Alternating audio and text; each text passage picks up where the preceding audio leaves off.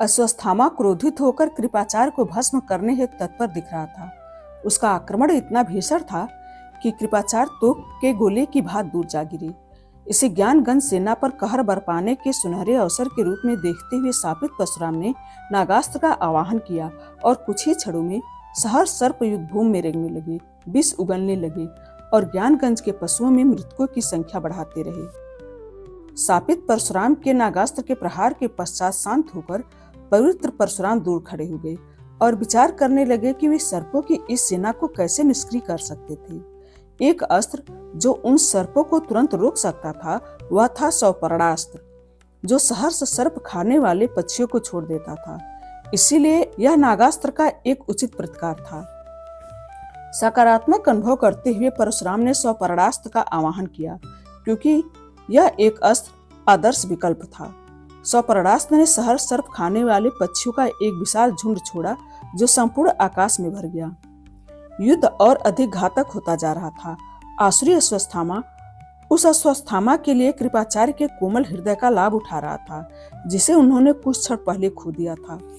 कृपाचार्य अभी भी अपनी निर्बल भावनाओं एवं शक्तिशाली अस्त्रों को संतुलित करने में संघर्ष कर रहे थे और अश्वत्थामा बिना किसी दया के उन पर प्रहार कर रहा था। पलक झपकते ही कृपाचार्य की छाती पर अश्वत्थामा के लंबे व गहरे घाव के कारण अत्यधिक रक्तस्राव होने लगा।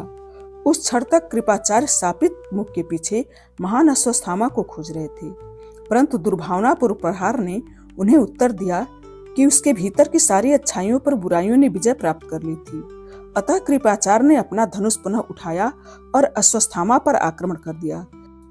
कृपाचार्य ने उनके पास जो कुछ था वह सब बरसा दिया, जिससे अश्वत्थामा घुटनों पर आ गया।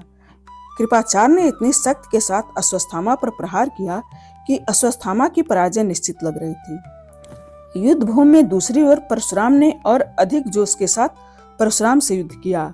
क्रोधित परशुराम ने शिशिर अस्त्र का आवाहन किया, जो चंद्रदेव का एक प्रक्षेपास्त्र था, जो सब कुछ जमा कर सकता था। अस्त्र का आवाहन होते ही उसने युद्ध भूमि में अपने पंख फैला दिए थे। यहाँ तक कि ज्ञानगंज के पशु, जो अत्यधिक ठंडे तापमान से प्रतिरक्षित थे, वे भी अस्त्र से प्रभावित थे। इसने कृपाचार्य को भी निराश कर दिया और आक्रामक रूप से अश्वत्थामा पर विजय पाने हेतु उसकी ओर बढ़ रहा था। इसने कृपाचार्य को भी निराश कर दिया, जो आक्रामक रूप से अश्वत्थामा पर विजय पाने हेतु उसकी ओर बढ़ रहे थे। शिशिर अस्त्र का प्रभाव देखकर महाबली परशुराम ने सूर्यास्त्र का आवाहन किया, जिसने चकाचौंध कर देने वाली रोशनी और सूर्य की गर्मी छोड़ी। कुछ ऐसा जो शिशिर अस्त्र के प्रभाव को समाप्त कर सकता था। अपनी शक्तियों को कम होते देख और कृपाचार्य की दैवी शक्तियों के सामने स्वयं को निर्बल पाते हुए दुष्ट अश्वत्थामा ने सूर्यास्त के चमकदार प्रकाश का लाभ उठाया और अपने कुष्ठ शापित शरीर को लिए रेंगते हुए परिस से भाग निकला। चूंकि वह अपने प्रतिद्वंदी के साथ लड़ने में फंस गए थे, परशुराम अश्वत्थामा को भागते हुए देखने के उपरांत कुछ नहीं कर सकते थे। जब तक कृपाचार्य सूर्यास्त के चकाचौंध प्रकाश से मुक्त हुए, अश्वत्थामा जा चुका था। दूसरी ओर शुक्राचार्य द्वार खुला रखने और किसी भी अमर को उस तक न पहुंचने देने की अपनी विजय का आनंद ले रहे थे। भयभीत और परिश्रांत अपनी पराजय की संभावना अनुभव करते हुए अमर यह समझने में असफल रहे कि वे कहाँ चूक रहे थे।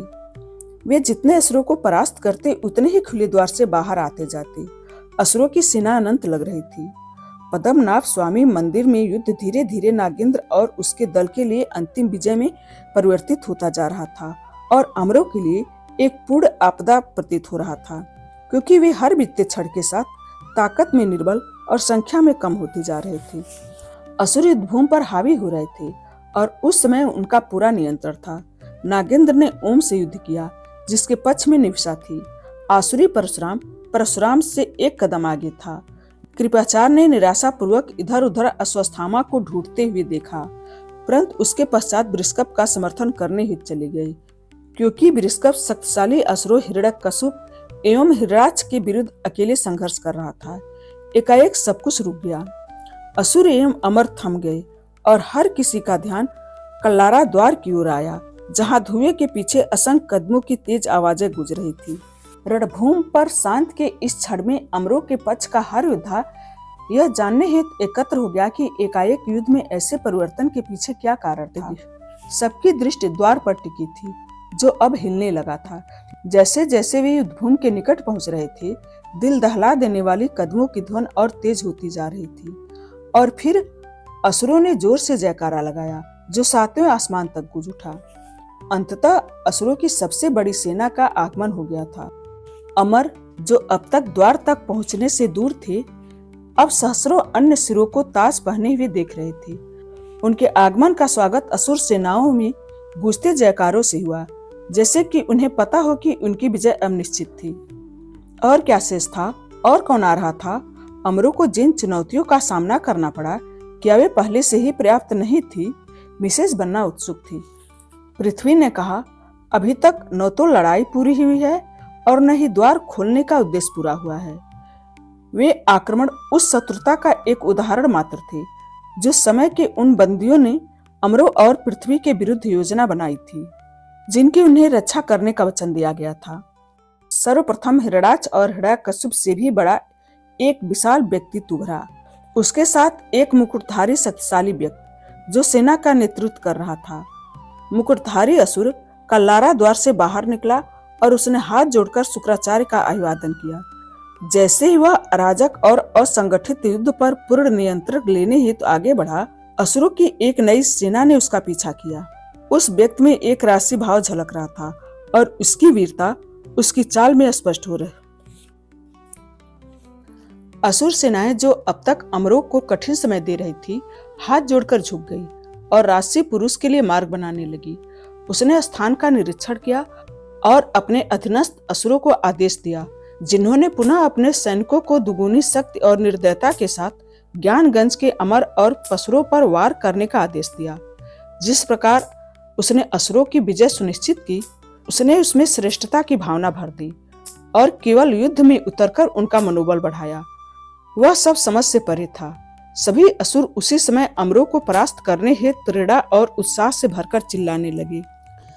इस प्रकार अमरों के लिए युद्ध का सबसे कठिन चरण आया, क्योंकि तब तक राक्षस अलग अलग आक्रमण कर रहे थे, परंतु अपने नए वरिष्ठ के आदेश प्राप्त करने के पश्चात उनकी रणनीतियां बदल गई थी और वे अपने विरोधियों को नष्ट करने हेतु अधिक संगठित, अधिक आक्रामक और अधिक तत्पर हो गए थे। ज्ञानगंज की लुप्त प्राय प्रजातियों को सबसे अधिक नुकसान पहुंचाया गया। असुरों ने उन्हें निर्दयता से मार डाला, जिससे भयंकर रक्तपात हुआ। अमर, जो अभी भी अपनी दर्पण छवियों में उलझे हुए थे, और अन्य पशु अपने सहयोगियों की सहायता के लिए नहीं आ सके, क्योंकि उन्हें केवल दर्शक बने रहने पर विवश कर दिया गया था। सेनापति के बगल में चलने वाला असुर अपने रास्ते में आने वाले हर किसी को पीटता रहा। कृपाचार्य किसी प्रकार परशुराम के पास पहुंचे और बोले, जब से इस मुकुटधारी असुर ने प्रवेश किया है, सभी असुर एकाएक संगठित हो गए हैं। मुझे भय है कि यदि वे इसी जोश के साथ युद्ध जारी रखेंगे तो उन्हें रोकने और द्वार में वापस भेजने की हमारी घटती संभावनाएं भी नष्ट हो जाएंगी। केवल एक ही विकल्प है। आपकी क्या योजना है कृपाचार्य? परशुराम ने पूछा। कृपाचार्य ने कहा, यदि हम उनके सेनापति को मार दें तो हम पूरी सेना को एक ही बार में रोक सकते हैं, क्योंकि वे अपने ही विनाश में भस्म हो जाएंगे। और फिर उन्होंने परशुराम से अनुरोध किया, हे शक्तिशाली परशुराम, आप इस योजना को संभालें और उनके नए प्रमुख का सिर काट दें। आपके हाथों उसकी मृत्यु पृथ्वी के जीवित रहने और हमारे विजय की एकमात्र आशा है, क्योंकि यह असुरों को भीतर से तोड़ देगी। इस बात से अनभिज्ञ कि वे किस दिशा में आगे बढ़ रहे थे, सहयोगी ने परशुराम को घेर लिया और असुरों के भीड़ के बीच आक्रमण और तेजी से रास्ता बना लिया। केंद्र में अंतिम प्रहार के लिए जब परशुराम ने अपना फरसा पकड़ा तो सभी ने उनकी रक्षा की। अगले ही क्षण परशुराम हवा में ऊंचे उछले और असुरों के सर्वोच्च सेनापति पर अपना फरसा घुमाया और एक ही बार में उस असुर का सिर धड़ से अलग कर दिया। युद्ध एक बार फिर एकाएक रुक गया और परिसर में सन्नाटा छा गया। सेनापति का मुकुटधारी सिर उसके कंधों पर लुढ़ककर भूमि पर गिर गया। जब परशुराम धीरे से हाँफ रहे थे तो सभी ने बिना सिर के खड़े धड़ को देखा। अपने हाथ में अभी भी अपनी फरसा पकड़े हुए कृपाचार्य की ओर चल पड़े। जब अमर और सहयोगी असुर सेनापति के सिर विहीन धड़ के ढहने की प्रतीक्षा कर रहे थे, उन्हें आशा थी कि असुर शोकपूर्ण अराजकता फैला देंगे, परंतु उन्हें निराशा हुई जब एक बार फिर उत्सव के जयकारों से वह सन्नाटा टूट गया। अपने ही सेनापति का सिर कटने पर आनंद और उत्सव। परशुराम ने विचार किया और इस आनंद का कारण जानने हेतु पीछे मुड़े। उन्होंने जो देखा उससे असुरों की प्रसन्नता का पता चल गया। सिर विहीन धड़ पर पुनः उसका सिर आ गया था। इससे अमर पक्ष का समस्त दल चकित विस्मित था। हैरान परशुराम ने पुनः अपना फरसा उसकी गर्दन पर लाने से पूर्व कुछ नहीं सोचा, परंतु इस बार उसका सिर नहीं हिला। वह कौन था? चिंतित मिसेस बन्ना ने पूछा। पृथ्वी ने उनकी ओर देखा और उत्तर दिया। हर किसी को यह समझने में थोड़ा समय लगा कि युद्धभूमि में सबसे विशाल और अन्य असुर सेनाओं को आदेश देने वाला व्यक्ति कोई और नहीं अपितु शास्त्र विद्या एवं वेदों में पारंगत विद्वान था। वह अत्यंत साहसी योद्धा, राजाओं का राजा, सर्वशक्तिमान योद्धा था। वह अनेक नामों वाला प्रसिद्ध राक्षस राजा था। वह कोई और नहीं अपितु स्वयं रावण था। वह राक्षस जो बृहस्पति से भी बड़ा था और रावण के बगल में चल रहा था, उसका भाई कुंभकर्ण था। उनके पीछे था रावण का पुत्र मेघनाद और त्रेता युग की उनकी सेनाएं। यह एकमात्र अवसर था जब भक्त नागेंद्र, जिसने कभी अपना नाम नंसाद रखा था, को अपने देवता दशानन को देखने और उनके सामने खड़े होने का सौभाग्य मिला। नागेंद्र उसकी उपस्थिति से अत्यंत प्रसन्न हुआ और उसने हाथ जोड़कर रावण का स्वागत किया। वह अमरों को परास्त करके उस दिन को ऐतिहासिक बनाने हेतु तत्पर था। शक्तिशाली योद्धाओं के बीच उस छोटे से विराम के पश्चात असुरों ने विलुप्त प्राणियों के साथ अपनी लड़ाई जारी रखी। रावण ने अपने भाई, पुत्र और अपने सैनिकों को अपने मार्ग में आने वाले हर जीव को ऐसे नष्ट करने का आदेश दिया जैसे भूकंप से विश्व हिल जाता है और बाढ़ सब कुछ बहा ले जाती है।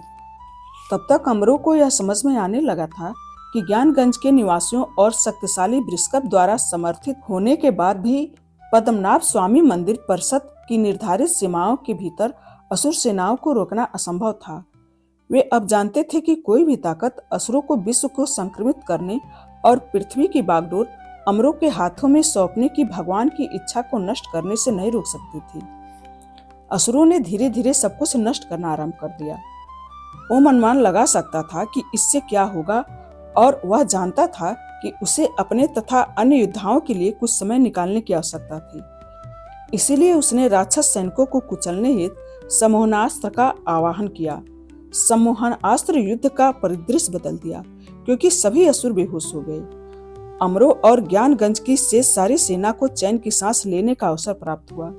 शक्तिशाली रावण ने एक श्लोक का उच्चारण किया और प्रजनास्त्र का आवाहन किया, जिसके बारे में माना जाता था कि इससे युद्ध के मैदान में अचेत पड़े लोगों को पुनः सचेत किया जाता था।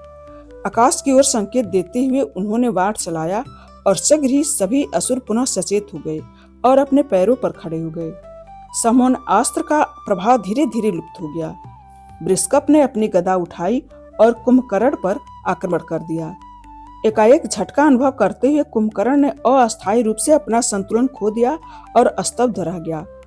क्रुद्ध कुंभकर्ण ने बृहस्पति की गदा से मेल खाने के लिए एक गदा का आवाहन किया और उससे उस पर आक्रमण कर दिया। रावण ने जब से ओम को सम्मोहनास्त्र का आवाहन करते देखा था, तभी से उसकी दृष्टि उस पर थी। कुछ कदम आगे चलकर रावण ने हाड़ कपा देने वाले मंत्रोच्चारण के साथ त्रिशूल, चक्र, गदा और कुछ तलवार व भालों का आवाहन किया। उसके प्रहारों की उग्रता को देखते हुए उसकी लंबे समय की दबी हुई पीड़ा और सीमित किए जाने के प्रति घृणा को देखा जा सकता था। कृपाचार्य ने रावण को ओम की ओर बढ़ते देखा, यह जानते हुए कि रावण उस पर आक्रमण करेगा। वे जानते थे कि रावण के पास जिस प्रकार की शक्ति थी, उसके प्रहार घातक होंगे। इस कहानी का शेष हिस्सा अगले वीडियो में। धन्यवाद।